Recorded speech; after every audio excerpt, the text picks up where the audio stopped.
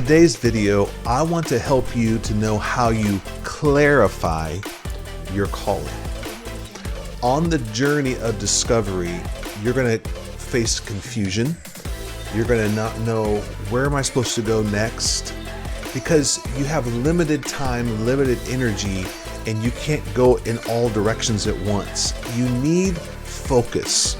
And I want to talk to you about what I've learned about clarifying my calling. Hi, my name is Matt. I've been a pastor in church ministry for over 30 years. Welcome to my YouTube channel. I call it Embrace Your Calling.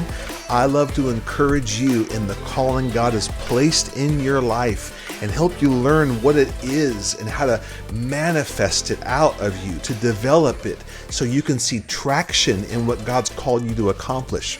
So would you subscribe to my channel, like it, share it, comment on it so I can know how I can best serve you. Let's talk today about how you bring clarity to the calling of your life. Why is that important? Because all of us go through times of confusion of which way am I supposed to go? I have this burning desire in my life. I've got this vision, this dream, but I'm not sure how to go after it. And many times, if we're not sure what the next step forward is we have not taken the time to filter what God has called us to do and go be. What I've learned in clarifying my calling is to reduce. It's taking the complex and the confusing and making it simple. And simple is hard work. It takes pruning and reducing and editing and eliminating. Those are difficult things for us to do because we love to do all things and we're used to the old familiar things in our life, habits and rhythms and people. But I'm telling you, in order for you to get traction forward in your calling, you're going to have some filtering process to reduce, to prune, to take away. And that opens up the lane of focus, of clarity. And then it's like, now I know where to give my time. See, I have limited money to spend on my dream. I have limited resources. I have limited days and energy. So I've really got to know, before I invest in this, is this the right thing, the right direction? When you're thinking about what God has put on your heart, you really have to first ask filtering questions. What is it that's important to me? What is it that if I accomplish this thing or this objective, it would make me feel like I've accomplished my purpose? My wife and I love to sit in our backyard, and we have potted flowers there. And we have planted flowers for years, but I'd be so frustrated because I'd go to the store, invest money into the flowers, plant them in the soil, water them, only to see them die 30 days later. Oh, how awful. Is that you? I never had luck with plants and all this, but now we've kind of learned over the years, we're not putting too much water in them, just water consistent, just a little bit, and a lot of sun.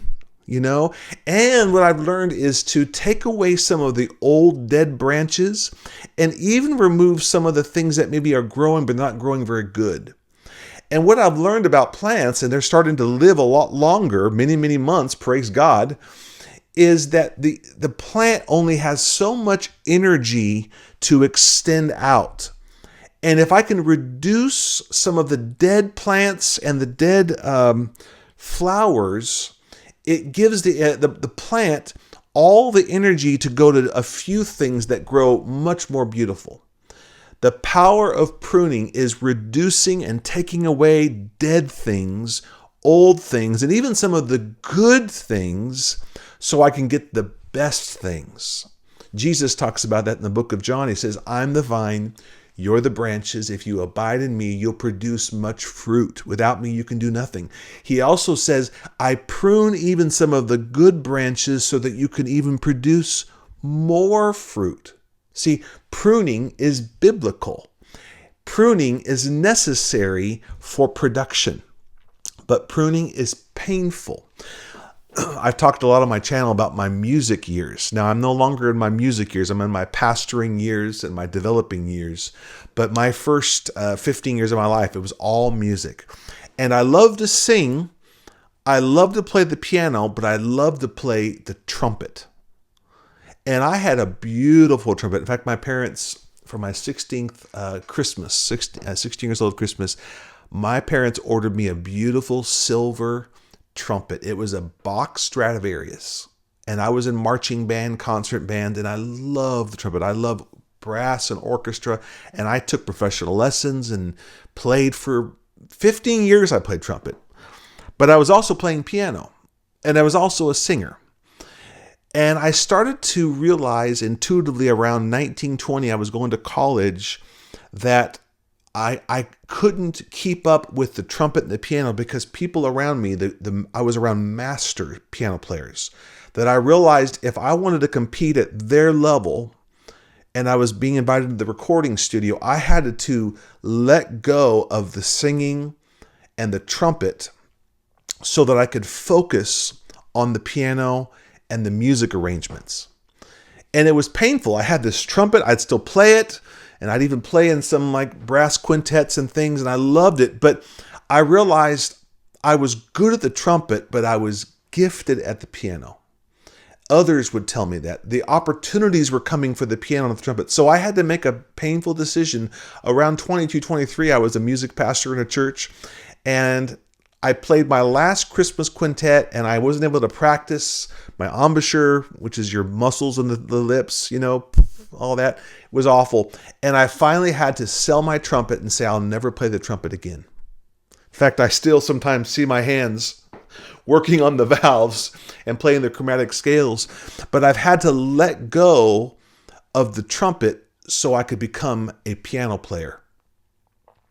And then when I've talked about this many times, when I, around 33, 32, was a music pastor, choir director, worship singer, but I was going to start a church, plant a church, be a leader, I had to give up the piano and the singing and the music arrangement and hanging around with the music crowd so that I could focus on this calling of building church.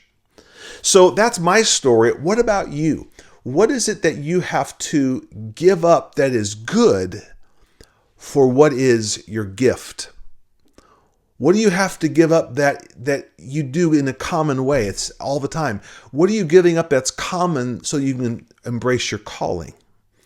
That's the first piece. The other thing, in my 40s, as I was growing as a leader in church ministry, a pastor that's planning a church and growing a church, is I started to become secure enough in who I was and what I was not. Let me explain. In my 30s, I was realizing painfully the things that I thought I could be as good at as she was or as he was. Strategy, public speaking, communication, different pieces. And I would learn from them and grow in them, but I realized I'm not great at that. I'm average there. I'm common. I'm horrible at this. And it was in my 40s that I was secure enough in who I was, who God had made me to be, unique, different, rare, that I could admit what I'm not good at, so that I could embrace my lane, the one thing I am good at. And that's another piece of this is not just filtering what's part of your calling, but looking at yourself and say, I've got to admit I'm great. I'm good here. I'm not great here. I've got to admit I'm not getting a lot of opportunities here. And rather than try to force that or double down on that, that's not a wise investment. Start looking at what other people confirm and affirm in your life.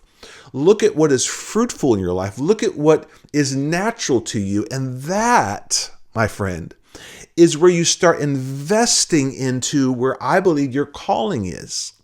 That's the clarifying focus to say, I'm going to put more time there. What is it for you that as you pray and you get mentors in your life? I had a young lady Even today, I was at a church meeting and she's a great singer and she's on staff. And she said, Pastor Brad, I've seen you watch me sing and I know you were in music. Could you give me some honest feedback? And I thought, how mature, how secure of her to ask for honest feedback, not just good job, but here's where you could do better, or this is what I see. That takes security to say, don't beat me up, don't criticize me, but I've got to break you down to build you up. So the second part in clarifying your calling is start to have some honest evaluation with yourself and ask people that you trust who are honest, and they critique, they're not critical, they critique you to say, you're not great here, but this is where you can go better. Now, let me just give some practical tips here. That doesn't mean, well, I don't go do Windows and I'm not good administratively. No, maturity is managing those weaknesses, building systems and processes in the weaknesses, but don't spend time on the weaknesses. Do what you have to do every day, so then you get to do what you're called to every day. See, I'm doing this on my time off right now. I have a whole nother job and I have meetings and responsibilities and I love it. But this encouraging people in their leadership and their calling, this is my calling. And so I put time and energy into practicing and learning and getting feedback and keep on trying and refining. See, in the beginning, they don't pay you for your calling. You pay for your calling. And if you learn and practice and refine and clarify over time and you get mentored on it, down the road you become so valuable, you become the master, they'll seek after you for your calling. Okay, I hope this helped you today. Clarify your calling. Filter out some of the dead stuff, the old stuff, the stuff that you might enjoy. Get other people to give you feedback and be secure enough in yourself to know, I'm average here, I'm not great there, and then focus on what you're gifted at and you're going to see traction in your calling.